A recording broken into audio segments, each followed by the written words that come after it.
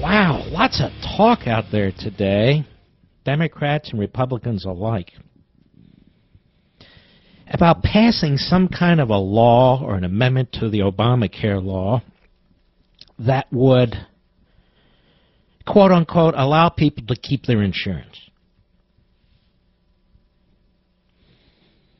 How does that strike you? Now, first of all, let's regroup here. Prior to October 1st, in the weeks leading up to October 1st, our friend Ted Cruz, our friend Mike Lee, and others insisted that this law was diabolical, that this law was destructive, that steps had to be taken now, right then. It was our quote-unquote last chance to stop this train wreck, to defund this law, and to use the power of the purse to do it. They were immediately attacked by some of our friends on Fox. They were immediately attacked by the Republican leadership in the Senate, by the old bulls in the Senate like John McCain and Orrin Hatch, for causing the government shutdown, which is almost a distant memory now, isn't it? And then, oddly, weirdly, because Cruz spent over 21 hours on the Senate floor talking about Obamacare, as did others, as did Lee, as did Rubio, as did Rand Paul, and so forth, that somehow them talking about it distracted the nation from it. Okay. Well, they didn't succeed.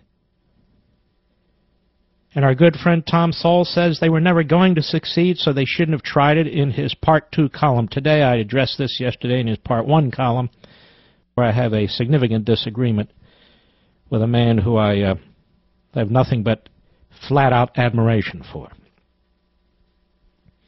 They made the case.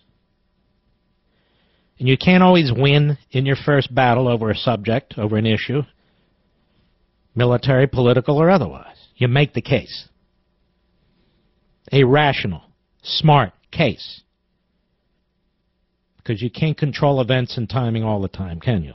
Now, here we are today, and what's happened? Exactly what they said, exactly what we have said for years here, exactly what I wrote in Liberty and Tyranny, exactly what's in Ameritopia. Not because I'm a genius, and not because I'm the only one. We all knew this was going to happen, didn't we? That's why most of us opposed it. This was going to happen. Maybe not the particulars, but we didn't need to know the particulars. This is an impossibility.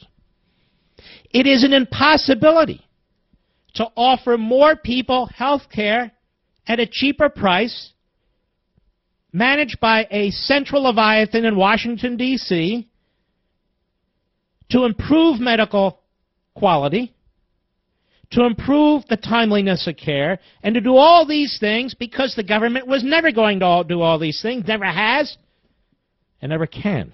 An impossibility. And the treachery that was involved, the deceit, the serial lying, it was built right into the law. The trigger mechanisms in the law were all intended to avoid the election cycle, remember? Like the one right now. If this was going on right before the presidential election, it didn't matter who Republicans nominated.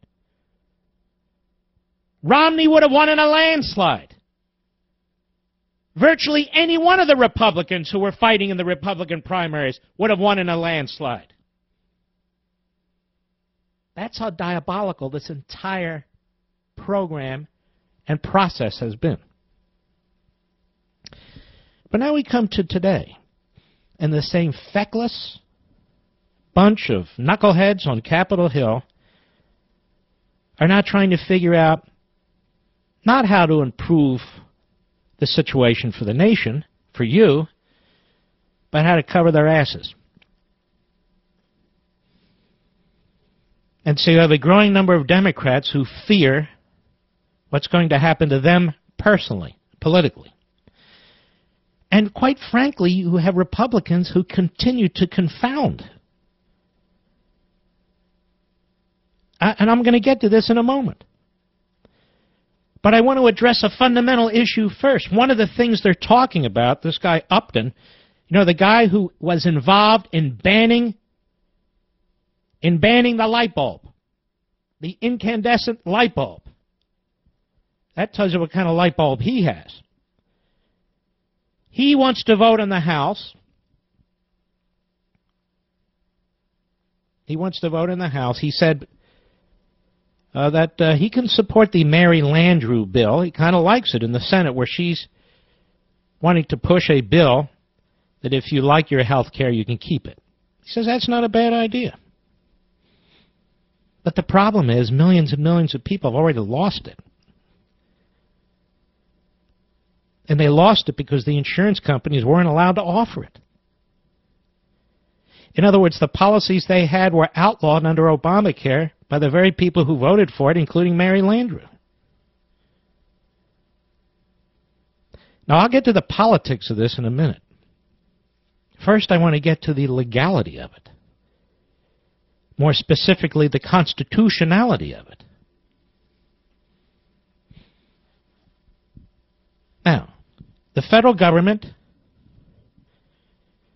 can prevent certain policies from being offered and has. The federal government has regulated certain types of insurance policies. The federal government is subsidizing insurance policies. The federal government could even tax insurance policies. But from where does the federal government get the power to compel somebody to sell something to somebody? Remember, the counter to that when it came to Obamacare is, where does the federal government get the power to compel you to buy something? Well, conversely, where does the federal government get the power to order somebody to sell you something? So if all these policies have already been canceled, not because the companies wanted to cancel them, but because they had to under federal edict, under Obamacare, how can the federal government now go back and say, now we order you, a private business made up of private individuals, for private investors, with private employees, now we order you to sell something to somebody else? What? No.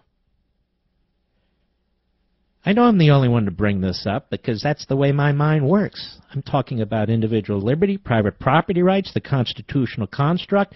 All these people are running around like a bunch of rats, superficially. What do we do? We'll pass a law that says this. I'm going, whoa, wait a minute. Wait a minute.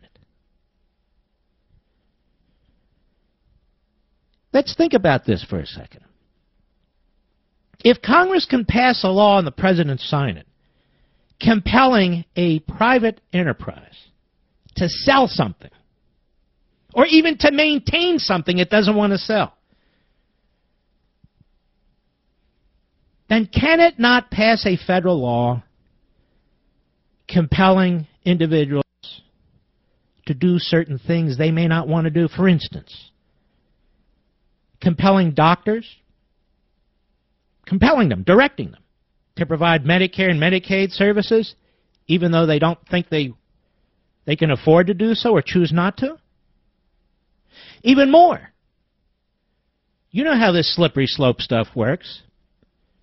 If the federal government can compel a private enterprise to sell something or to maintain something that it chooses not to sell, if that's the circumstance,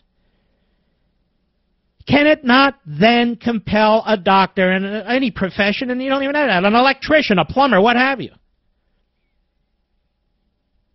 to provide service to somebody in a particular geographic area under punishment of federal law?